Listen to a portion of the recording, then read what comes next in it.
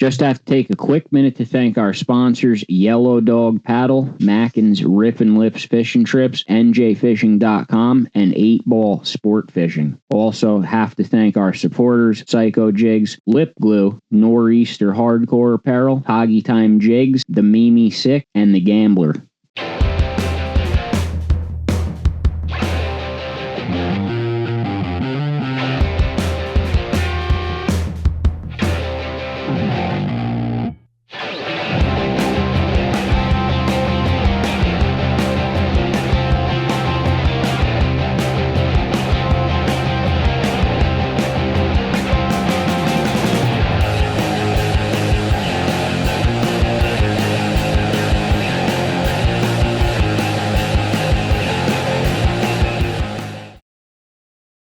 And welcome to episode number 141 of the NJ Multi-Species Podcast. I'm your host, Joe Santiago.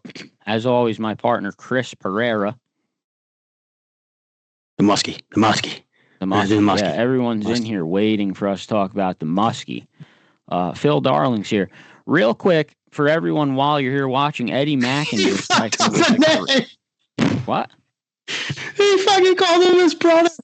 No, I said Phil Darling's here in the chat. Oh, I thought you were saying that. No. All right. While everyone's here, Eddie Mackin is offering a special $75 off all his trips if you book by May 1st. So if you call Mackin's Rip and Lips and book your trip before May 1st, you save $75, which is a pretty good deal. So if you're looking to do a Lake Apacon trip, even if it's by yourself, one of the red eyes, call Eddie Mackin today. That's $75 off any kind of trip. Yeah, but you have to book by May 1st to get the deal. Well, do it now. A lot of news this week. We know everyone wants us to talk about the Muskie. Possible state record Muskie was caught.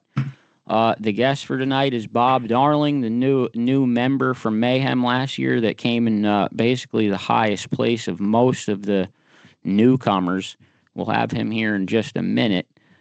Me and Chris went ice fishing over the weekend. The ice is still pretty good. I mean, it's thick as hell, and I mean, it wasn't that bad. Yeah, I mean, the ice. I don't think the ice lost much thickness. It just lost quality.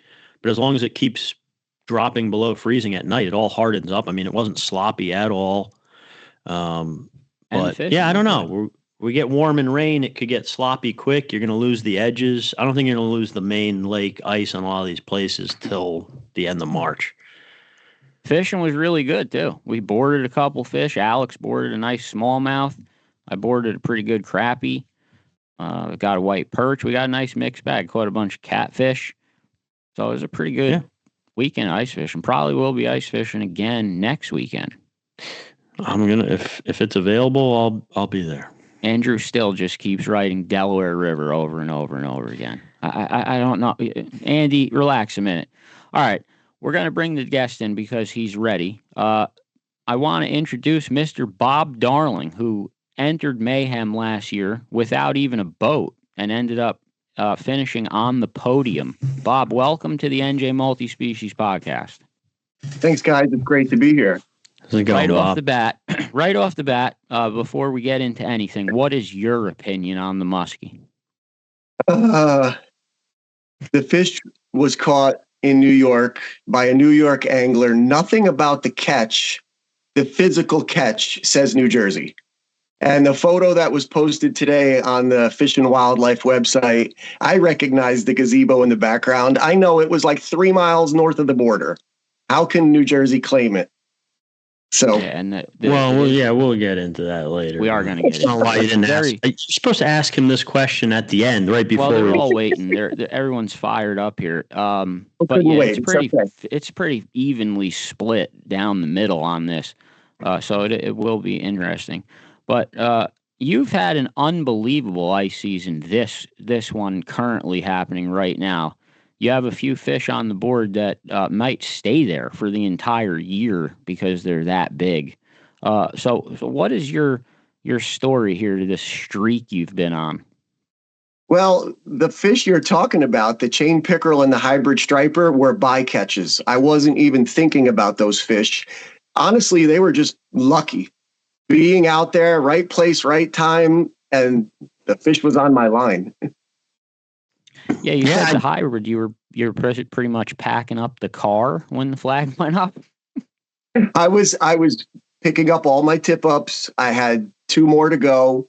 I was wrapping up the third from last, and it was getting dark, and I noticed, hey, the flag's up, and I just dropped everything, ran over, and sure enough, that was it. Extremely unexpected. Yeah, you called it luck, and obviously there's luck involved in anything, but I gotta say, you do kind of make your own luck, right? Just by simply going fishing. You seem to go fishing whenever you get the time and the chance to do so, because that's what you like to do, and you just go. I mean, that's where the luck comes from, right? Oh, absolutely. I mean, you can't catch them on the couch, as they say. So yeah. Every chance I can sneak out there. This club, this group of people, this contest has motivated me tremendously.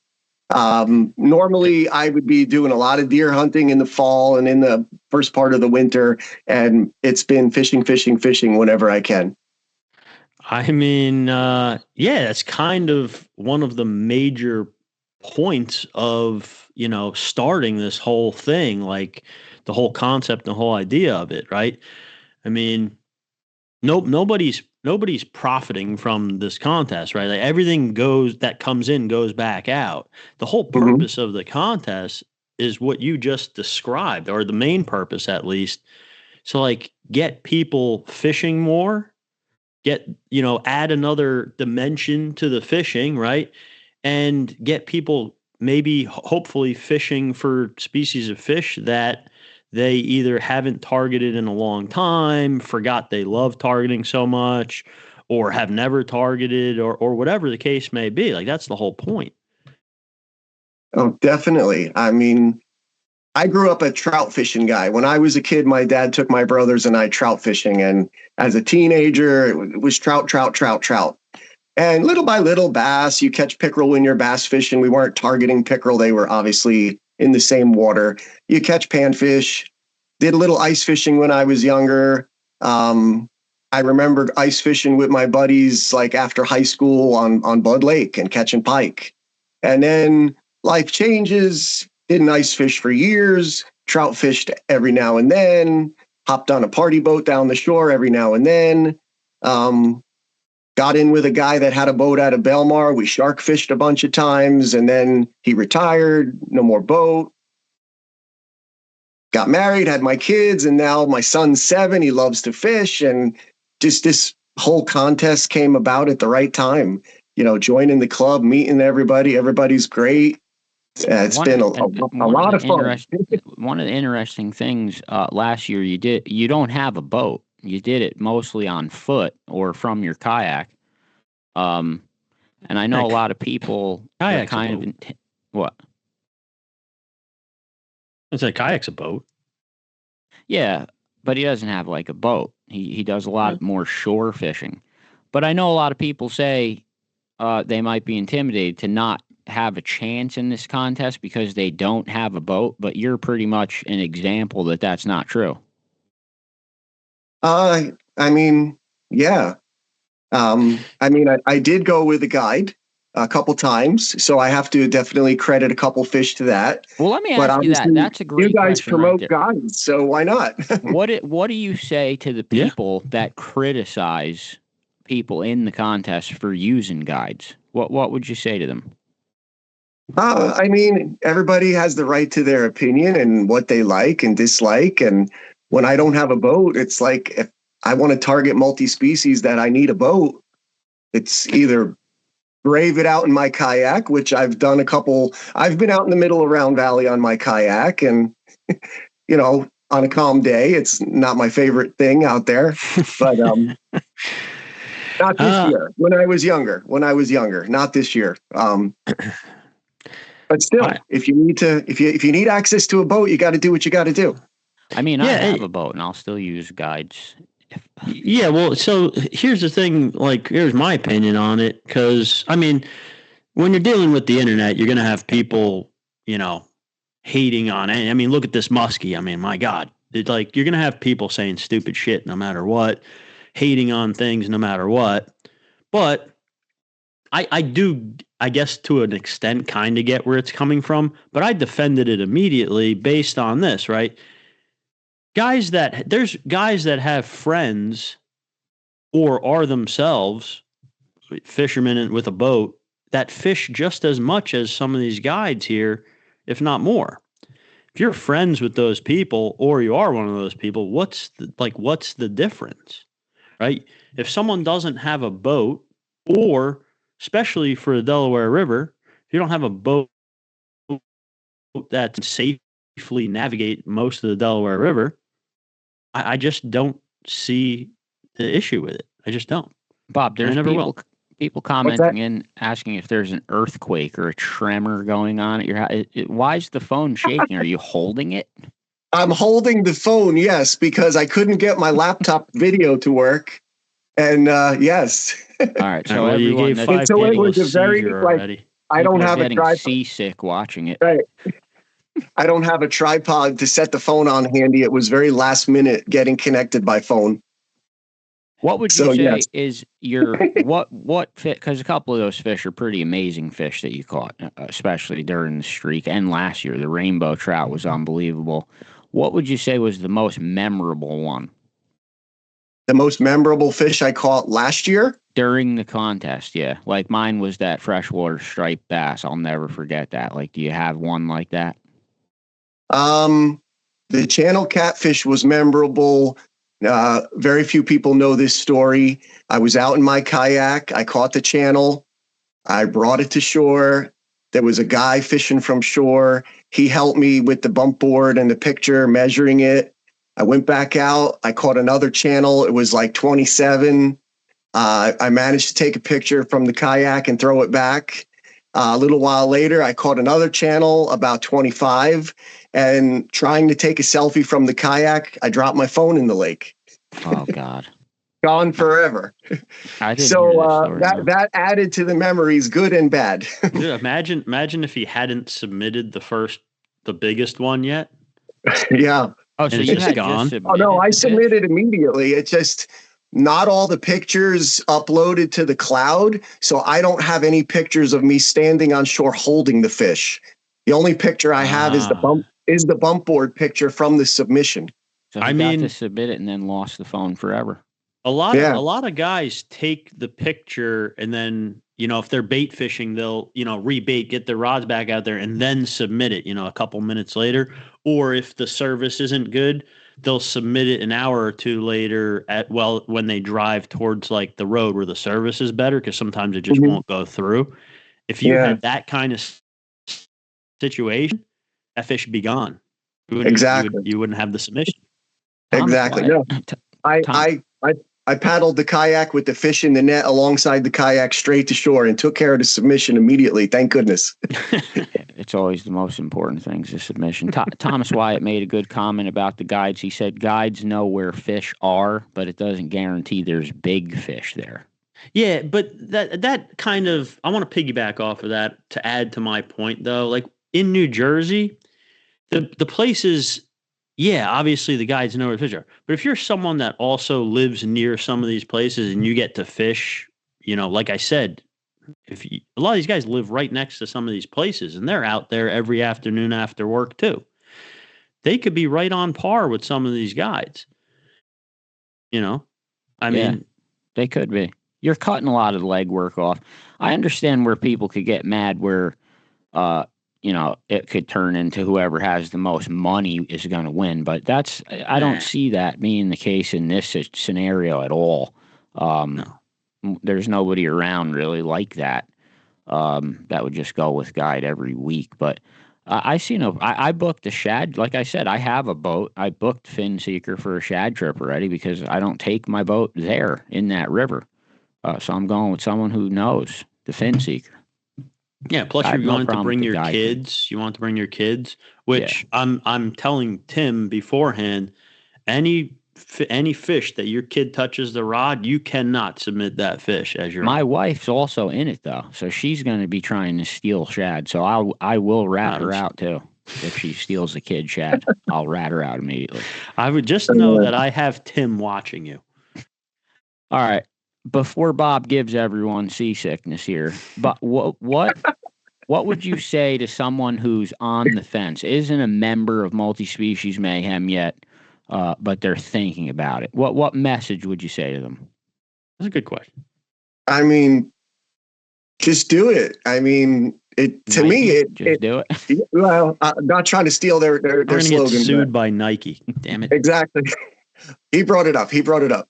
No, I mean, again, it motivated me a lot to get out there more. I take my son when I can. I'm going after multi-species that, like you say, you don't normally would go after.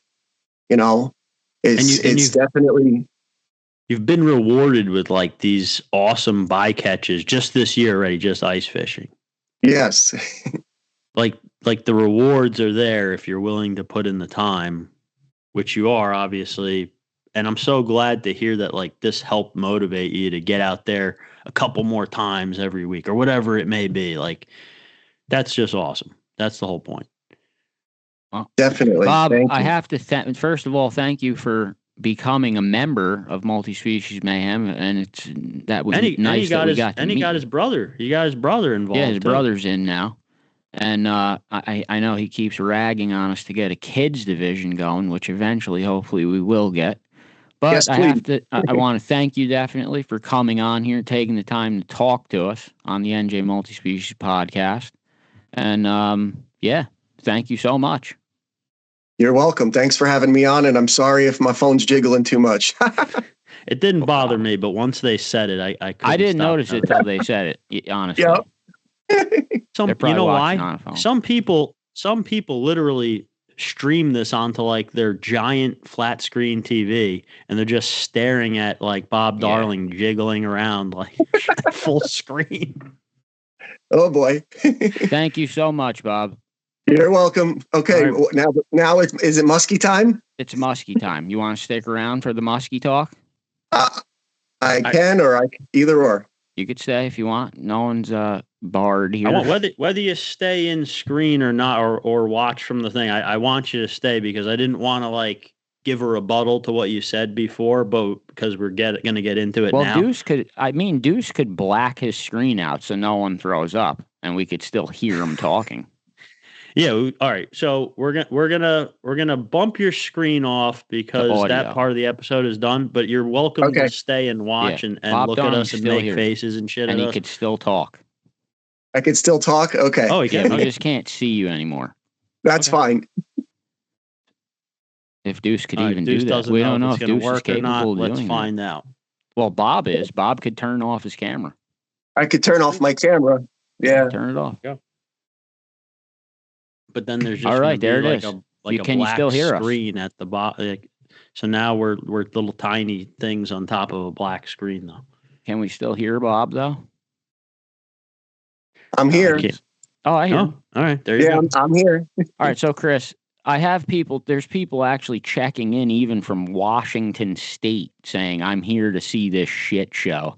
From the other side of the country? Is anyone checking in from Kentucky or Tennessee? I saw Washington State, New York. There are a couple New York people here. Because that's like a new piece to the puzzle that I just found out about recently. Bob, your brother said you could use a beer bottle to hold that phone steady. Oh, okay.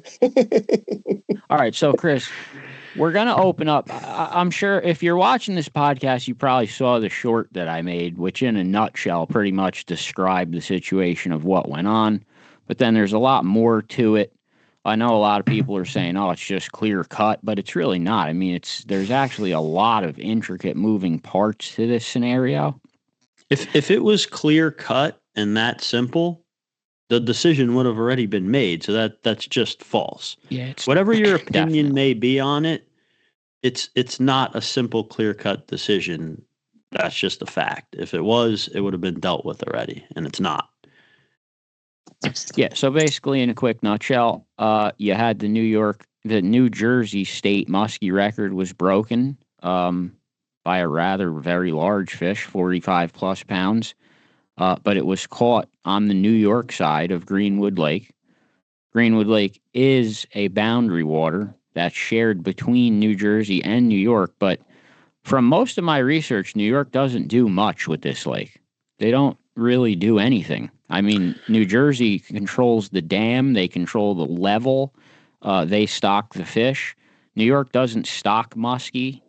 Do they stock anything into the lake? I couldn't find that information. I couldn't find any. It didn't look from my research.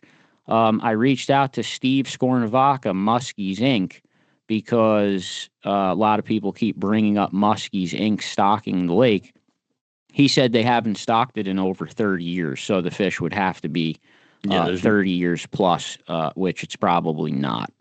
So no, it's not a Muskie's Inc. fish. It's got to be a New Jersey Fish and Wildlife Hatchery fish. Has to be. They can age this fish, and they are. I don't know if they got the information back yet. I know they estimated it at, 18 to 23 years? Yeah. That was an estimate, but they can and are going to age this fish, I guess, with a bone sample or something like that, or a scale. I don't know how they do it, but they're going to scientifically age this fish, and I think it'll be accurate within a year or two. And so, yeah, the chances of this fish being old enough to be a Muskie's Inc. fish are basically impossible. So what is your rebuttal to Bob's comment that he said nothing about the catch itself says New Jersey? So, Bob, I don't know if you want to just, since we can still hear you and we have you here, just repeat exactly what you said so I don't put any words in your mouth. No problem. You can hear me, right? Yes. Okay, good. The catch itself, a New York angler went to the lake on the New York side. The photo Fish and Game posted on Facebook today. You can see the shoreline. You can see a gazebo. I know where that is. It's on the north end of the lake. It's probably 3 miles from the New Jersey border. Nothing that has to do with the physical catch has anything to do with New Jersey. Only New Jersey has to quote what Craig Lemon told me, 99% sure they stock the fish. Okay. So, all right. So a couple things. So you said it's a New York angler. He does live in the state of New York, but he does have a New Jersey fishing license and a New York fishing license.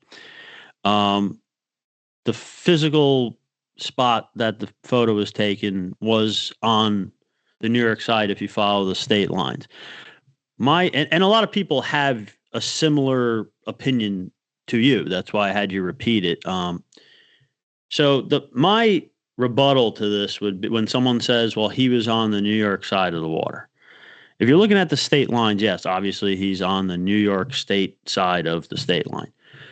But this lake, when they agreed upon all the regulations for this lake and everything that has to do with fishing on this lake, they ignored that state line. So there's not a set of fishing rules for New York and a set of fishing rules for New Jersey. They treat this entire body of water as a shared body of water between New York and New Jersey. So because of that, I would kind of argue that he's standing on New Jersey water and New York water at the same time. And some people might say, Joe, you said that you can't have that. It's got to be one or the other. Well, the way that I read, if you read it, which we have to get into too, because it seems like the Facebook post they put up, they just added a line in. They seem to change it, yeah. But if you read it, what is Louis Schwartz keeps writing over and over, fish must be caught in New Jersey waters. Right. That statement in itself it doesn't mention boundary waters, it doesn't mention anything, and it's almost just because you have a New Jersey fishing license doesn't mean that the state line vanishes. You're still crossing into another state. When they wrote those rules, don't say state lines, it says New Jersey water. Yes. When they made the regulations for this lake, they treated the entire lake as both shared New Jersey and New York waters, no? I mean, from what I look at, it just seems like New Jersey controls the entire lake. The New York side's patrolled separately by the DEC, and the New Jersey side is patrolled separately. Now, I was actually told by retired law enforcement that, usually when it comes to like jurisdiction type boundaries and things like that, there is some leeway. Like, I don't know if somebody knows the state police for either side patrol the lake. Someone just commented in a really good question. Zach Wangroth. I probably got that wrong. I can't see it, but he said to ask you if the fisherman was stopped where he was fishing by a game warden and written a citation, would it come from New York or New Jersey? Well, that would depend on the warden, right? That's why I was just about to get to that question. I don't actually know. Maybe someone actually does, but I'm sure people will just write in opinions, random shit. Can a New Jersey CO enforce the regulations on this body of water above where the New York state line would be? Since the regulations are the same for the entire lake and they don't match New Jersey's regulations or New York's regulations completely, it's kind of like a mix almost. But they're shared throughout the entire water body. The only one there's like one asterisk point on the New York side, something about the certified bait. It says something like you can only use certified bait on New York state property or something like that. That's usually at the bait shop. They give you a receipt and say, here, most guys from Jersey say, well, I don't need that. What's that for? Because you don't need it. But in New York, that's a big thing. Scott Howard saying he got stopped by the NYDC in Warwick and was issued a ticket for not having his bait receipt.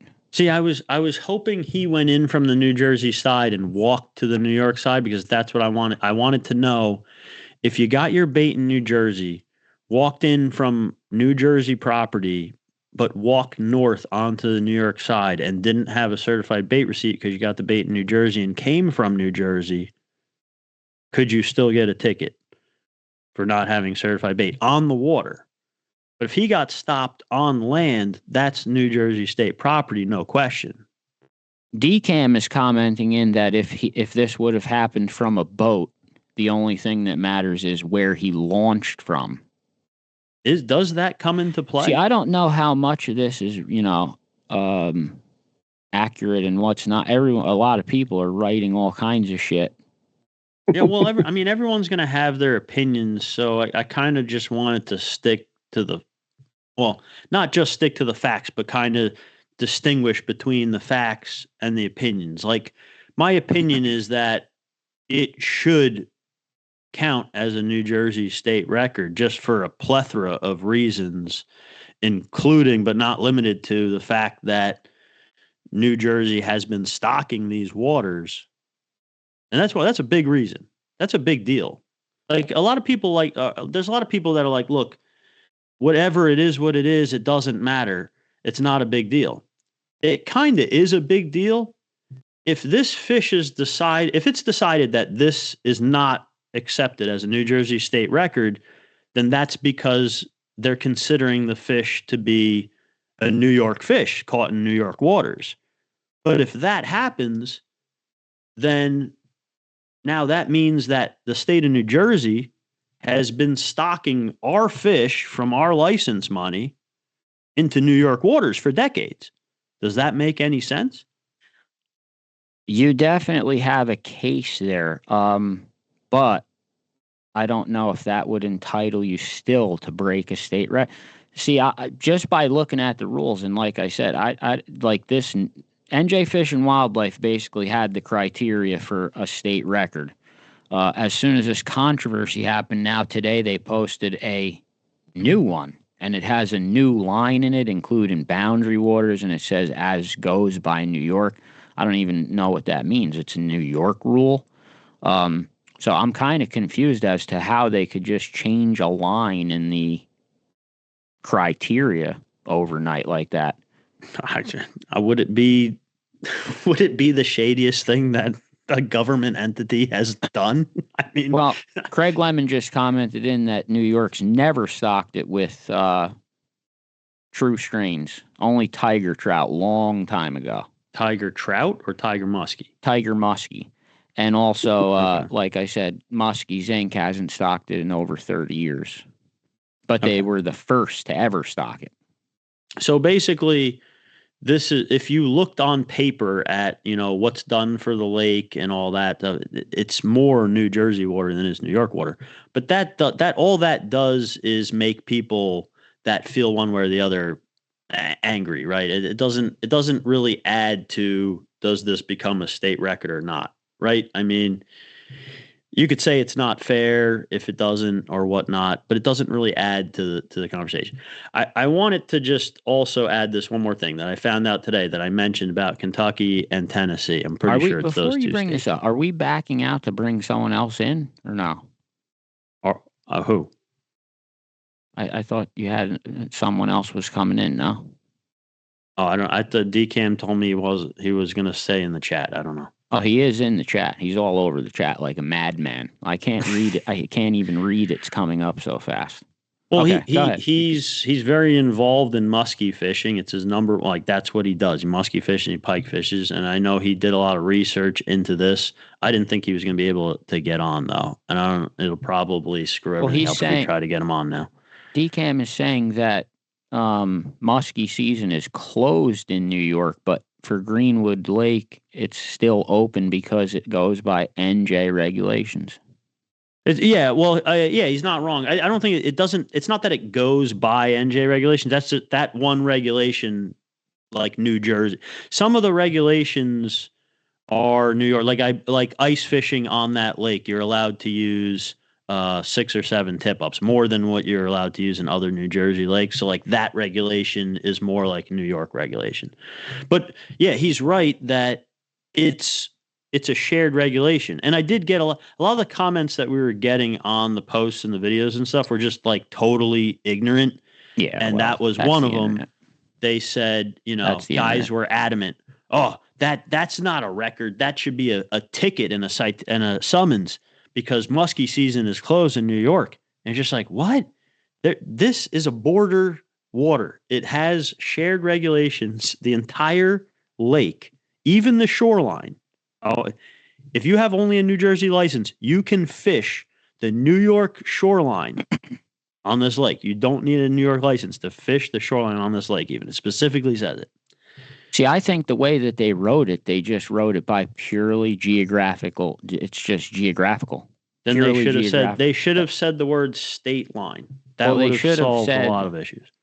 It should say here must be caught in New Jersey water, and then in parenthesis say, except Delaware River and Greenwood Lake, which can go all the way to the limit of the lake. That's how it should have been written. I don't think they ever planned on this happening, I guess, and it wasn't written in for it. I want to make sure everyone knows the guy that caught this fish is a great guy. I mean, I don't know him personally. I've heard nothing but great things about him. He's not advocating for anything. He's just happy he caught this amazing fish.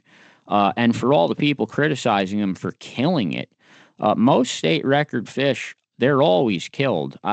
Anyone who thinks state record fish are released, they're not. They have to be taken into a certified scale. I know the last the monster hybrid that came from Monksville, that fish was killed and dissected.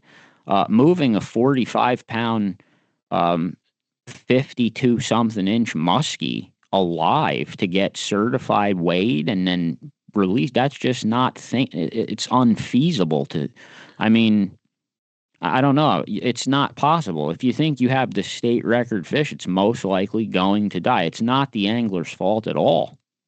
No, you know what? I don't even like entertain those conversations. And I mean, and I'm someone that advocates for releasing big fish whenever possible. But I'll never, ever, ever tell someone what they do with their catch. And I wouldn't even go as far to say that I would release a state record if I caught it. I don't know what I would do. Well, this guy specifically, and he also went to Muskie Inc. school, which Steve Skornavaka told me. But yeah, this guy would be the last person to kill a muskie, but he would not be killing loves muskie fishing. He would definitely let it go. And just to be clear, and Vic can clarify this if he's in here or if he sees this later, but it's my understanding of the story that when he caught the fish, and he knew what he was doing, he knew what a fish of that caliber would look like if it would be a potential record. So when he caught this fish, I think he probably knew that it had that potential. And I'm pretty sure, I don't know who he called, but I'm pretty sure he called someone at NJ Fish and Wildlife, and they actually, and they knew where he was. So they didn't believe this was going to be an issue either, I don't think. And they came with the truck to get the fish. Now, like you said, it's kind of not feasible to be able to keep this fish alive. I don't know if he tried or not, or if the fish, I think I heard something that the fish might have choked on the bait or something. That's what I heard too. Whatever. I wasn't there. I'm not gonna, pretend I know what happened exactly. But the bottom line is, if you catch a fish that you truly believe is a state record, or if you just want to eat it, I mean, if it's a legal catch, that's your right. And I don't think it's irresponsible at all to kill a fish that you think is a state record. No, me neither. If you told me he's out there killing 40-inch muskies every time he went out to eat them for dinner, to like barbecue for Luke or something, then I'd say, all right, he's getting a little bit irresponsible about what he's doing. Now, I don't know how sure. Craig Lemon just wrote something kind of along these lines, but a lot of muskie fishermen frown upon ice fishing for muskies because the survival rate is already not great on them. I've heard that. I know, I don't think he'd care if I use his name here. Matt Sax does Matt. a lot. Huh? Sax Matt. Yeah, Sax Matt. He pretty much devotes his entire winter, a little bit of pike ice fishing, but pretty much other than that, devotes his winters to ice fishing for muskie. And I know he knows what he's doing and he has all the right tools, but he catches a lot of fish, and he catches a lot of fish again. And I know that he would argue that that's not true if you're doing it the right way. Now, you could argue that a lot of guys don't know what they're doing when it comes to keeping fish alive, but I mean, that's going to be anything, right? Andy still just commented, if someone killed a 55-pound grass carp, no one would bat an eye at it, but because it's a muskie, it's a rampage. The only thing I would listen, my stance on this would be, I'm rooting for the angler. Obviously, it's the catch of a lifetime. I'm rooting for him. Craig Lemon, I'm rooting for him too. He deserves it. There's a 99.9% chance that he hatched this fish from a baby and let it go. It's taken a lifetime of his work to get that muskie fishery in that lake. So I am rooting for Craig. It's his baby, and he's not mad that it's dead, just to be clear. Well, he doesn't seem to. Craig always stays very calm. My biggest issue is the way that it's written in the rule, the way that it's written by the actual state. It seems to be purely geographical, which by that, I mean, I always go to my gun permit. I have a carry permit. If I had it on my boat on Greenwood Lake, soon as I cross the state line, even though I'm on the water, I've committed a felony. But if that gun was fishing equipment, would it be considered a felony, or no. would it be considered part of the shared waters, shared regulations? See, I don't think that the state line just vanishes. I think the fishing license says you could fish either side, but I think the line is still there.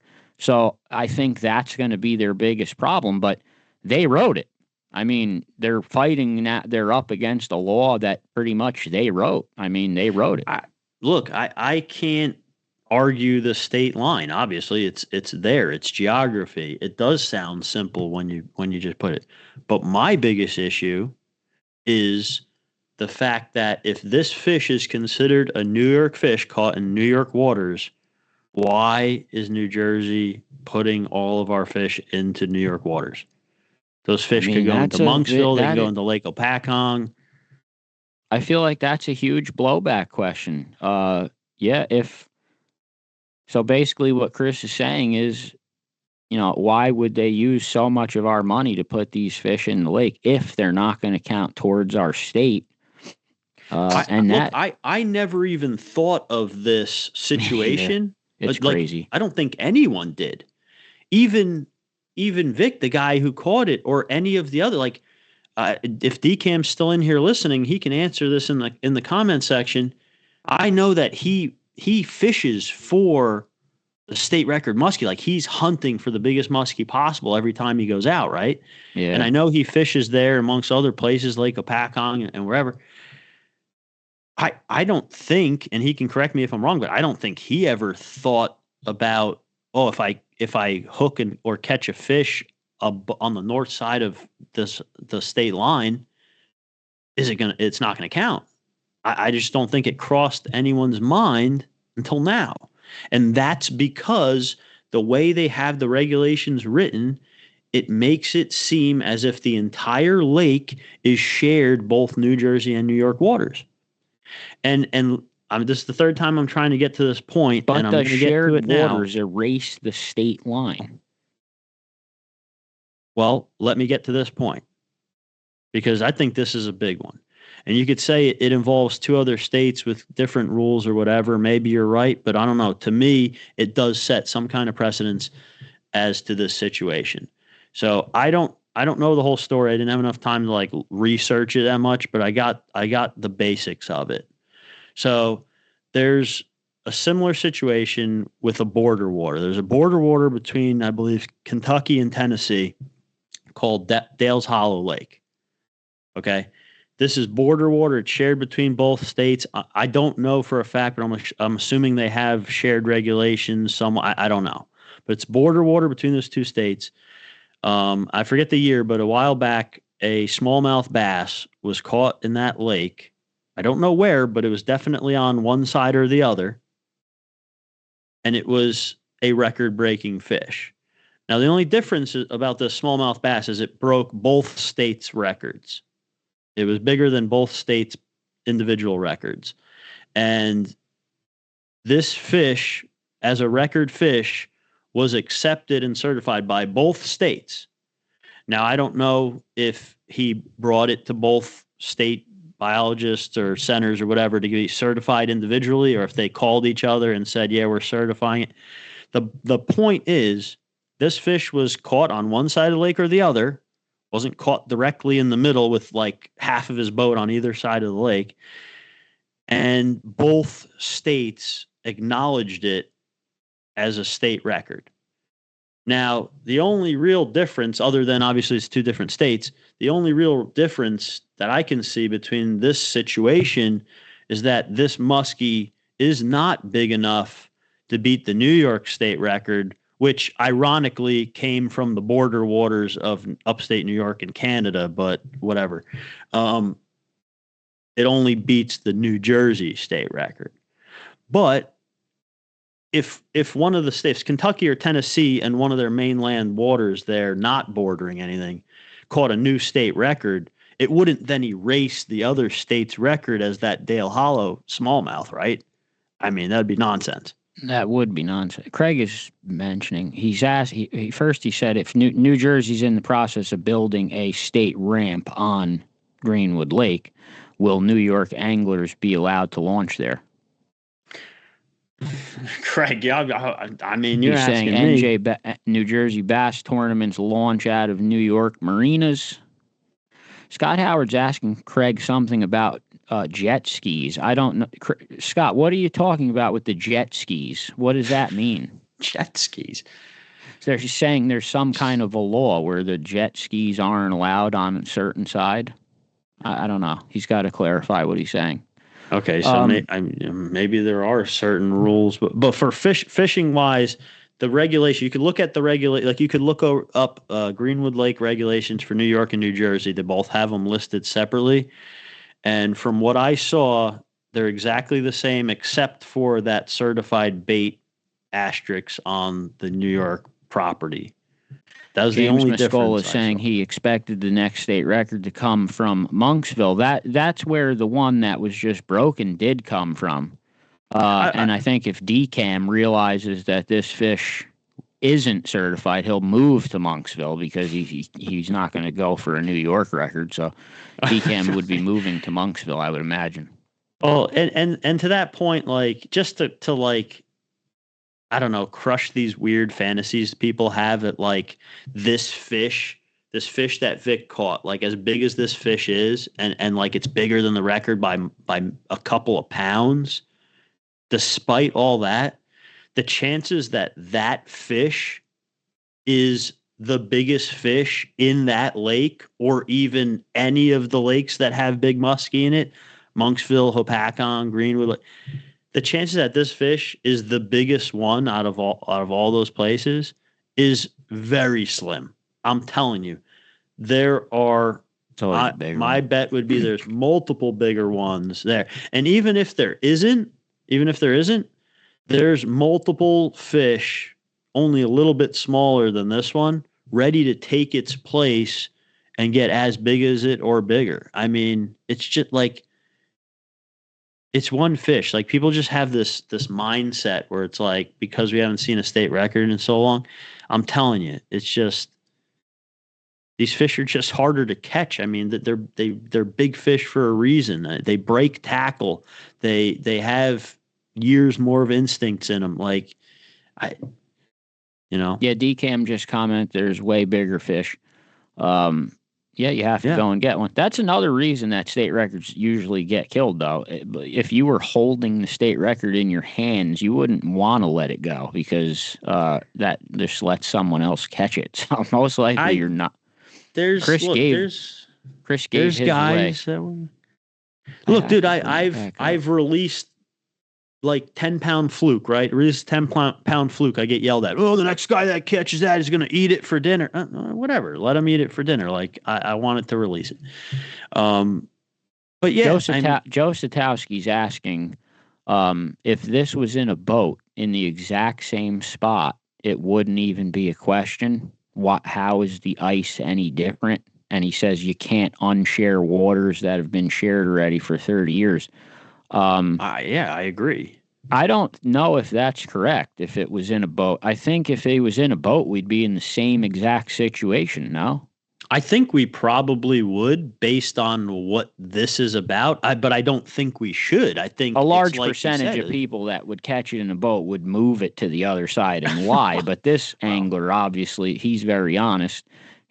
And also there was some publications put out about him catching it on the New Jersey side, and that was all bullshit. This guy was honest from the beginning. Always has been. Well, there was a publication calling it a northern pike. Yeah, from one quote somewhere. Who the hell said that? State record northern pike. But I saw one that said, he parked in New Jersey. I think it was Outdoor Life, actually, that put all the New Jersey shit. And then I saw people were kind of hassling him on there saying, oh, now he's lying. That wasn't him. He didn't say any of that shit. No, he's trust me, he's not lying. I mean, is Bob Darling still there? He is still there. Bob, anything to weigh in? Oh, okay. All right. Just keep enjoying listening there. Oh, Max Wilson is here. Max Wilson has entered.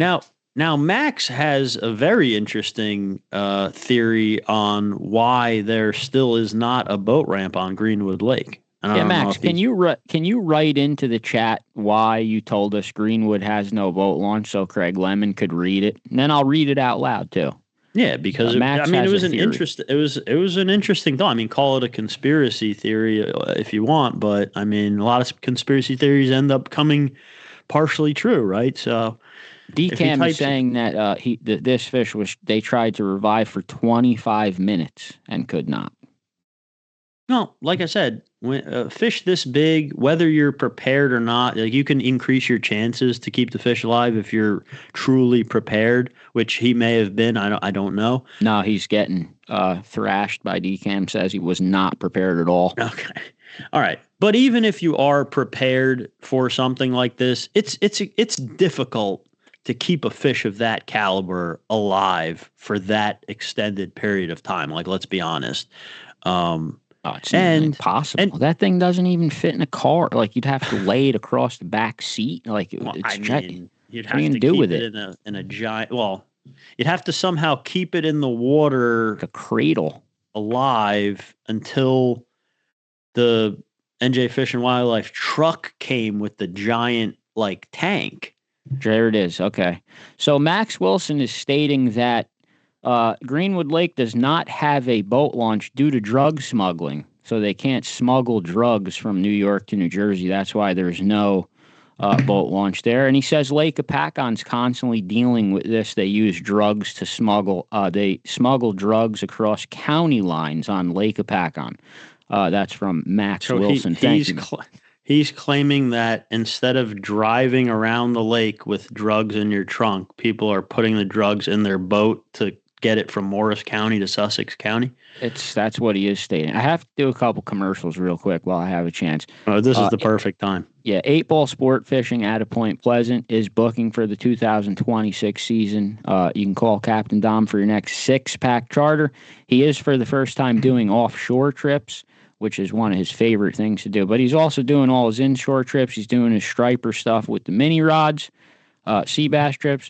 So your next 6-pack charter, call 8-Ball Sport Fishing in Point Pleasant. That's who me and Chris are going to be using a lot this year for most of our trips. So call Captain Dom and Kim at 8-Ball. While I'm doing that, Yellow Dog Paddle also posted a video, first walleye of the season for them today on the Delaware River. Mike Herman is offering these trips on the Delaware River now. He's also doing his trolling trips on Round Valley. So a lot of new options. He said he's also working on things he hasn't told me yet. So a lot of new options for this upcoming year from Yellow Dog Paddle. Call Mike Herman.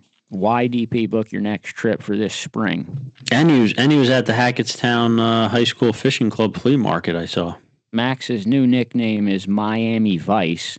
That's from Scott Tarnowski using his wife's phone, it looks like. Scott got banned from this chat for saying something bad, so Mark Zuckerberg put him in jail, and he's mad at me for it for some reason, but he is here from his wife's phone now. John Scalera here says, thank you for the donations at Hackettstown, the Fisherman's Flea Market at the Hackettstown High School. Hats, stickers, shirts all went home great. He had over 750 attendees. Fantastic show. Wow. I saw a lot of our guys were there, too. I saw Yellow Dog Paddle had a couple tables. I know Eddie Mackin went to the show. A lot of people went to it. Mike K had a table.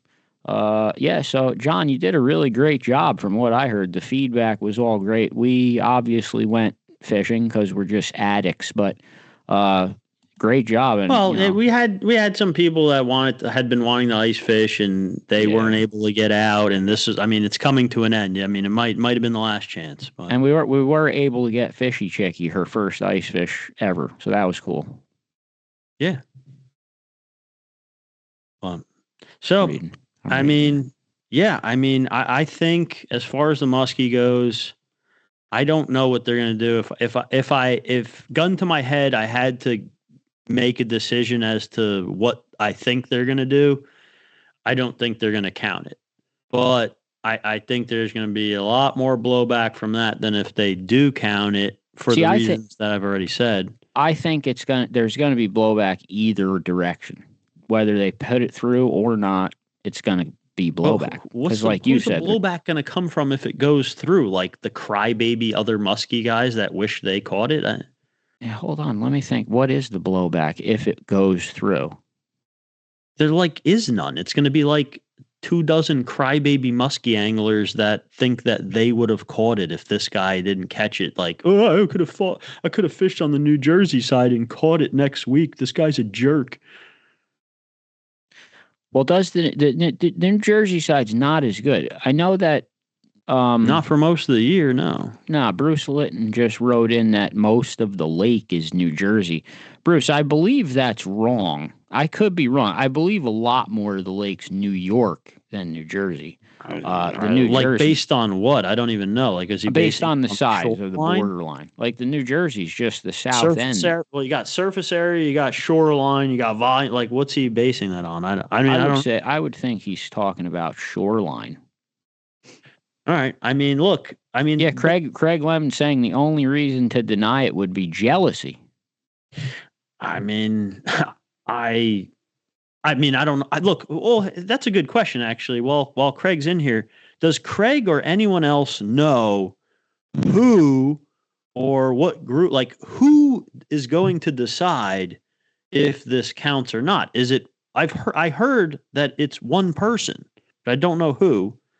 But I would imagine, I thought it would be like a small group of people, but I still don't know who that small group of people is. Craig just said 70% of the lake is New York.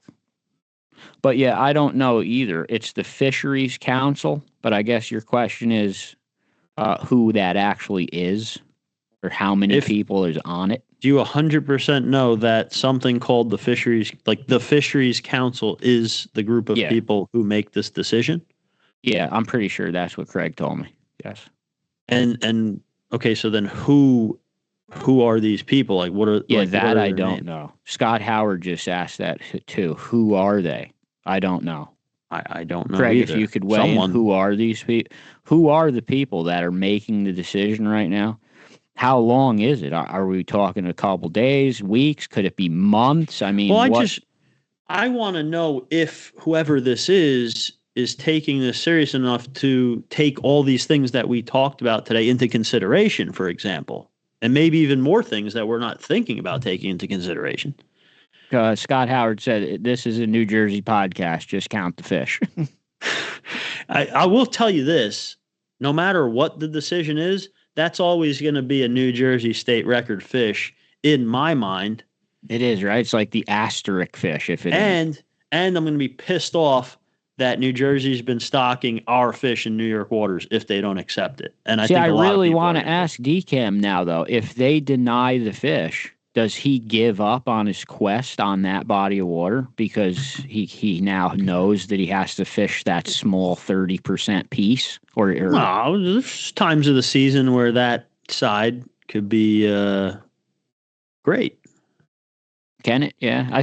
I mean, most of the Jersey side's pretty shallow, but I guess there are certain conditions. But I'm sure most of his favorite spots are going to be ruined if they denied the fish. Well, I will. Let me tell you something that Vic told me when I talked to him on the phone. He said that if he thought, because when he's fishing, what is that? Hold on a second. Craig Lemon said we have not received application yet, to my knowledge. I don't know what that means. The paperwork isn't completed yet, I guess. Like by the angler? Oh, I don't know. That's news to me. I have no idea. I just figured like he was there, like in there getting it certified, weighed with Craig. I thought they just did it all there paperwork wise and submitted it, and we're waiting for. Yeah, Craig, what paperwork? What do you mean? I'm assuming he just means that. A lot of people also commenting in here that the New Jersey State walleye record came from the Delaware River and that it was pretty much caught on the Pennsylvania side.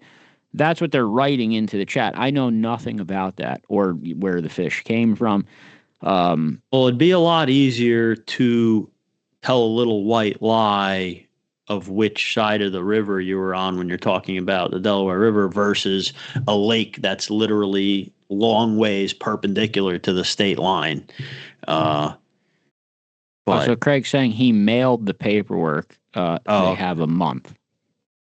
But he didn't say like who are we waiting for to make this decision? Like, no, he's always cryptic. He's speaking in codes. And he still it needs to be notarized and all kinds of shit. So yeah, they're in the process of the paperwork. That actually makes me sound like they will approve it now from the way he's talking. That's getting notarized and paperwork. But Craig, who's it going? Like mailed to who? Who's it getting mailed to? He probably does, like, we don't want to know who's doing it to send them like hate mail. We want to make sure that this process is like, I want to make sure the people making this decision have like the accountability to, give it enough attention to actually look at all the nuances of it. You get what I'm saying? DCAM is saying that New York muskie season is closed. Can you fish Greenwood Lake without a New Jersey license before the New York season opens in June? Well, you'd have to prove intent to target, though, no? Well, no. They have shared regulations. If your fish, like the New York State website for Greenwood Lake specifically says for muskie, open year round, 44 inches, one fish.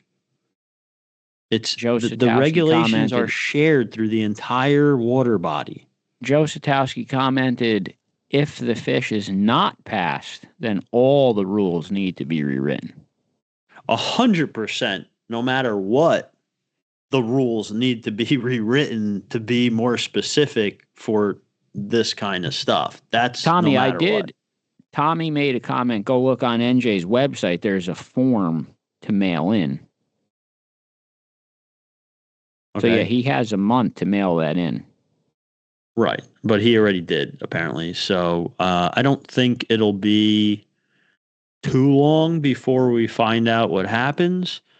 I do believe, like I said, that if the fish isn't accepted as a New Jersey record, then by default it's considered a New York fish. And then I think that's going to make a majority. Read the first paragraph in the digest about state records, which I read. Yes, it just says it must be caught in Jersey waters until NJ Fish and Wildlife released a new one today on their Facebook that added boundary waters into it. But even if you say New York water, what's considered New Jersey waters? I thought the entire water body was shared New Jersey and New York waters. I thought that's why we were putting fish in there. It's our water too. That's the point. That's my point. That's my argument. Oh, Craig is saying that the form that he has to fill out only asks for the water body. Well, I mean, that makes it even weirder, right? I mean, all right, so then... Well, so if he only has to write the water body, then and doesn't have to even write a state, how could it get denied? It's Greenwood Lake. It's shared water. I mean, that would make it seem like I think Craig knows something that we don't know. I think he knows. I hope he knows that it's going to be accepted because I hope it's accepted. It deserves to be accepted. It's New Jersey's fish. Screw New York, and that's all I have to say. Yeah, so he's saying that if you apply for a New York state record, you have to submit your latitude and longitude. But the New Jersey one only asks for water body. Well, I would say that that's probably not for... I mean, I don't think they wrote that rule for Greenwood Lake. My guess is that they wrote that rule because they border on another country. So if you're fishing past a certain point on some of those, like, St. Lawrence River or whatever, you're fishing in another country. But I'm saying if this guy fills out the paperwork and it says water body where a fish was caught and he writes Greenwood Lake, that's it. Wow. It's not like they're going to send him back another letter and say, well, were you on the New York side or the New Jersey? No, it's just Greenwood Lake. I mean, and let me pose just one more question too before we have to end this. If now Vic has both New Jersey and New York fishing licenses because he fishes both states.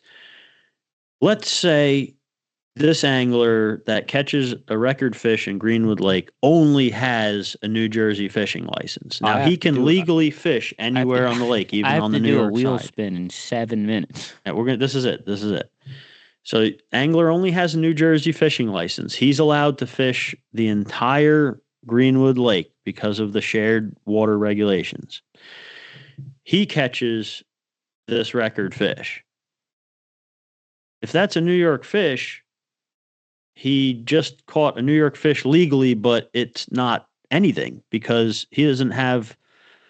Well, let me make it even better. He catches a fish that's big enough to beat a New York state record. He doesn't even have a New York fishing license, but he's fishing legally in this water that's supposed to be shared by New Jersey and New York. Now what? That fish just never happened? It can't be a New Jersey record because it was on that side of the lake, even though he only has a New Jersey license? Louis Schwartz is here, and he says just because they share regulations and access does not mean New York waters are New Jersey. Well, he might have just showed up and missed the entire Dale Hollow Lake, Tennessee and Kentucky situation, but they had the similar situation where a record fish was caught on their border shared waters, and both states accepted it as a record. So I'm just saying there a precedence was set for this in other states, for what it's worth. So I mean, Andrew still wrote one word border waters. That's two words, Andy, not one. If you forgot to hit the space bar, it's one word. No, he hit a space bar. It says one word equals border waters. That's two words, and I don't know what it means anyway. Well, it means border water. I mean, it means border water. It's supposed to be shared Thomas water. Atkin it's supposed to be said accepted by both states. NJ says bank to bank. Yeah, I mean, I don't know. I don't know what the decision's going to be, but we're pretty much out of time here. Feel free to argue amongst yourselves. Hold on. Just got a big one from Craig here. Okay. Go ahead. Craig saying the first muskie he ever caught was with a New Jersey license only and launched from the New York side. Caught it mid-lake. And then he put, is it a record, ? I don't know. How big was it? Well, I think is this a hypothetical, or did he this actually hypothetical happen? He's saying if he launched from New York with a New Jersey license. Okay. And then he caught it mid-lake, is it a record? Yeah, well, I mean, that comes into play too when you're talking about like hypothetical scenarios based on these vague rules that they had written. Well, where are people getting the rule that only the boat launch matters? Where's that coming from? Because I can't find that rule. Because this is like a saltwater thing, right? Because you're fishing if you're fishing federal waters. I understand the law for saltwater, but I never seen it for fresh. No, I think that's where the idea is coming from. But everything I've read, doesn't care. The border waters, the Delaware River, Greenwood Lake. Can't. I don't think you can. Andrew's still saying he could stand on the PA side of the Delaware River with a New Jersey fishing license and catch a New Jersey state record from the PA side. I don't think he's right. Well, so according to the rules, you can do that. I'm not talking about the state record part of it, because that's not. They don't say that. That's what's vague about it.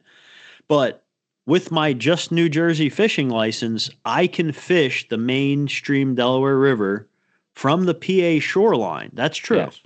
Legally. Now, when I catch a fish there, that's a New Jersey fish if I keep it, because I only have a New Jersey fishing license and I'm fishing legally. So it has to be a New Jersey fish. So if it's a record fish, why does it now it's no longer a New Jersey fish? I think that's the argument. Ricky Swan just commented if you launched from the New York launch, you have to have a New York license. I don't think that's correct. That's 100% you could fish the entire lake with either license. It very clearly states that you can fish the entire lake, even from the shoreline, and this is for the shoreline of the Delaware River too, both border waters. Max wants me to bring up the flathead argument. Go ahead. Max is saying, as a rebuttal to what Andrew Still just said about the Delaware River. Now I'm out of water. Pennsylvania has a state record for flathead catfish. New Jersey considers them an invasive species. You're not supposed to return them to the water. You could get a ticket for them. Frank was on here. He said you probably wouldn't because he's not that kind of guy, but you're not supposed to return them to the water. So, Andy, how could I break the PA state flathead record from the Jersey side if it's a fish that I'm not even allowed to fish for? It has to be terminated. Now, if you have your PA license and you're fishing from the New Jersey side, it's a Pennsylvania fish. No, I mean I don't know. Does it have the line? Well, if you don't have a New Jersey license, how could you legally catch a PA fish? I don't know. I really don't. You're still when you drive across the bridge, you cross the state line. Now you're in a state where you have to throw your flathead in a garbage can by law, but you're going to have it break a state record on the other side of the river? When it comes to invasive species in this scenario, I don't know. I wouldn't do it because I don't know what the rule is, but just logically speaking, if you only have, just pick a side, whatever you want. If you only have a PA fishing license, you are legally allowed under the same shared regulations to fish the entire Delaware River mainstream that touches both sides with just that PA license, even if you're on the New Jersey side. Yeah, and if you take like a side, if you're on the Jersey side and cast into the mouth of the flat brook, you're breaking the law. If you do it on the other side, casting into the Bushkill with a New Jersey license, you're breaking the law. It only occupies the Delaware River. So here's Dave All. If you had a Pennsylvania license, you could break the flathead record in Delaware, but it would be a Pennsylvania record. New Jersey won't allow it. New Jersey Fish and Game chased us out of the hutch. That's why we have our new tournaments in Pennsylvania now. I did hear that.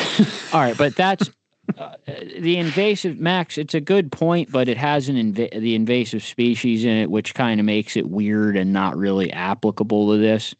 But it is a good point. But yeah, I don't think we could really use it here because I hope New Jersey looks to the Dale Hollow smallmouth record situation and uses that as precedence to do the right thing here, and accept the fish as a New Jersey record. I mean, that's it. I don't know what else to say. Joe Satowski says the simple answer to the whole mess is the definition of shared water needs to be explained.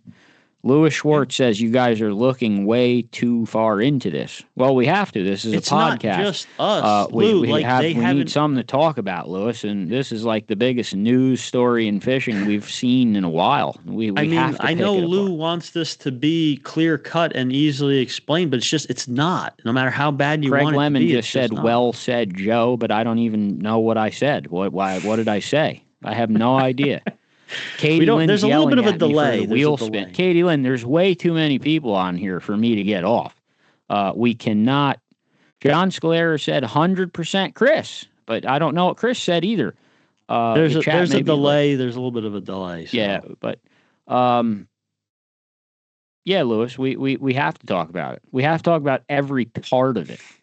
We have nothing else to do.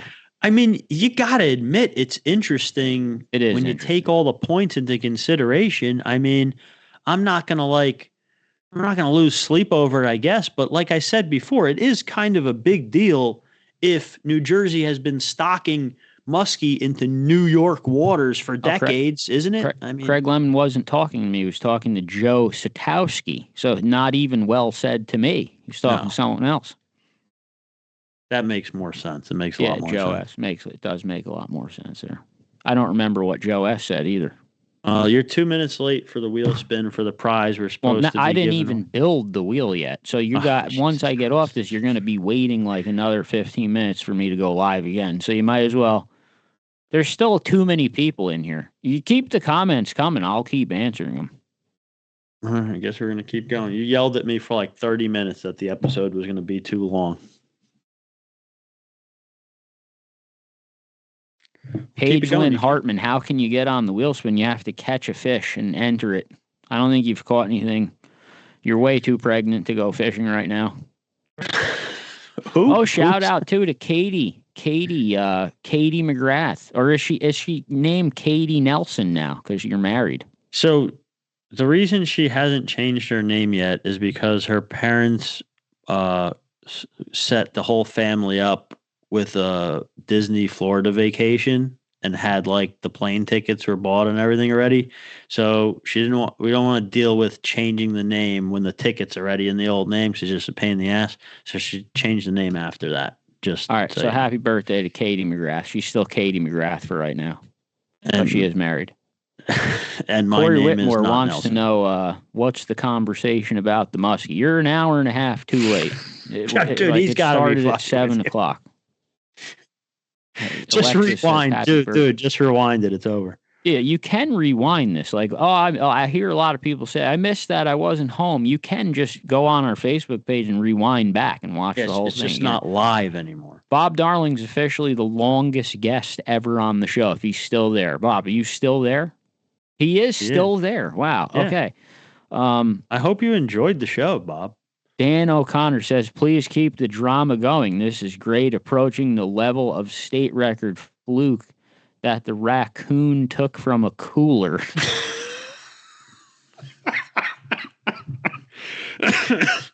Max Wilson says, happy birthday, Katie. Who's the guest for next week? I don't know. Do we have to have an episode next week? I hope not. No, this one was just long replay enough. This one for Christ's I sake. do really appreciate everyone coming on here, though, and voicing their comments and opinions. And it actually, everyone did it without like being nasty to each other, which was impressive. Was there really no nasty comments in there? Because there really wasn't much. It looked like Mark Mercer might have started fighting with like DCAM for some shit. Or something like that. Somebody was, I don't know who it was. Somebody started arguing. I think even it was Mark Mercer. If it was only just a couple of things here and there, that's still kind of heartwarming to me. But right now, it's still Louis Schwartz going at it with you. He just typed, it is, though. If you are in New York, you are actually following New York regulations for Greenwood Lake. If you're in NJ, you're following NJ regulations I for New asked him Jersey. to send me these different regulations other than that certified bait one, and I didn't get anything from him. So I still have not seen what regulations are different. Because what I see is they're both the same except for that certified bait asterisk. And besides that, like and he says already it's no said, difference on the Delaware. Delaware is the same. Well, ask him what he thinks fishing on about. the PA side, you can submit to Pennsylvania. If fishing on the NJ side, you can submit to NJ. So that contradicts a lot. What does he think about the Dale Hollow Lake situation? Lewis, do you have a rebuttal to Chris's Dale Hollow Lake situation in Kentucky? Where was it? It's border waters of Kentucky and Tennessee. There was a state record caught in both states. I'm sure he'd have to look that up. He ain't gonna know it. I mean, go look it up. It's the exact same situation, basically, except for the fact that it beat both records instead of just one of them. Craig said Muskie part 2. Why, you want another episode of this? One's enough. Mark Mercer wrote currently, so I guess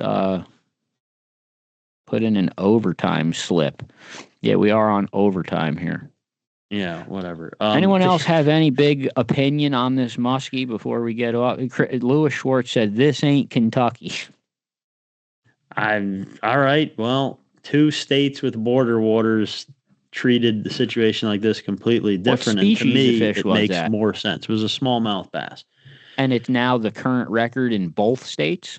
I'm not 100% sure. Like I said, I didn't get a chance to research this that deeply. I don't know if it still holds in both, but at Kevin the Glenn time, says, why do we care about a lake with 2 different governments? If the fish ain't going to count for our state, then I would say stop stocking our fish into it. Ricky Swan, yes. If you have a New Jersey license, you can fish the PA side. Both sides. Yes, we know. These are all, the regulations are easy to look up. I mean, they're shared. Alexis Ackerman says, can we please talk about her first ice fish? Joe did already. You missed it. Yeah, if you did miss it. We shouted out your first ice fish. Next week. Someone, Mark Julebeck, I commented on this. He's writing that the angler told a major fishing publication that the fish was caught in NJ. That publication, which you're probably talking about, is Outdoor Life. They're wrong. He never did say that to anyone, and we don't know where they got that from. No, I mean, the angler himself shared the picture with him with that landmark behind. Like, there's no way he would share that and then claim he was somewhere else. Like, it doesn't make any sense. That publication, I don't know if they got that from like a second or third hand information. It was wrong, like the telephone game, but that did not come from the angler. I don't know. Yeah, Katie. fake news. I can't say that other word, Bob. They'll go Why crazy not? in here. I don't know. They'll go nuts over it. Can I say? Louis Schwartz says he doesn't care what they did in Kentucky. The first rule of the state record program says the fish must be caught in NJ. Yes, Lou. But The rules for those geographical. state record says the same thing, but they consider the entire water body to be both states' waters. That's the whole point. I don't know what else to say. I'm not the one that makes the decision. If it was that Matt? clear Is he cut, talking it'd to be you? over. He's saying something to someone named Matt. Is he talking to you? Who? Louis Schwartz? Does he still call you Matt Nelson? I have no idea. Look, dude, like I'm not taking offense to anyone's opinion. I'm just saying it definitely he's isn't saying, a I see what he's saying. situation. He's saying that, do you only fish for state records? Why would you cut stocking to an awesome fishery just because of a state record? Because there's 4 other off the top of my head awesome fisheries for muskie that those funds could go into to make even better. Andrew still said Lewis will argue for days. That's the pot calling the kettle black, Andy, because you'll argue for years. I mean, dude, like, I'm not even really arguing. I'm just stating the fact that it's not a clear-cut situation, and there's a lot of nuances to it. And Wilson wants to know if this muskie isn't accepted, can Craig Lemon put more walleye in Lake Apacon? I don't think Lake Apacon doesn't even need more walleye, Max. Can I announce the guest for next week and end this? They can sit here in this room and argue with each other for the rest of the night. Deuce, doesn't the chat close? And Paige, I was wrong. Paige, I saw you catch a giant king salmon while you were pregnant. So you did catch a fish pregnant. Why is Paige here too? Doesn't she She's this here is to not defend good. Max's drug smuggling theory, probably. Right. Okay. Anyway, the guest next week is Joe Albanese from the Hudson River Fishermen's Association. Oh yes, the Hudson. I think me and Chuck are going to one of their meetings soon. Hudson River Fishermen's Association. They're running like. And then the week after is a really big guest too. Did you want to announce that yet or no? No, let them guess. We should clip this, and you have to guess. There is a captain coming on from Wicked Tuna. That's going to be awesome. Can you guess which captain it is? Can anyone guess that? I have to go build a wheel and shit. So I'll be back on this live if you're a Mayhem member. Where Chris is raffling off a $50 gift card to the Sporting Life. So I have to go build the wheel and then go live. Fast Eddie, if you're here, yeah.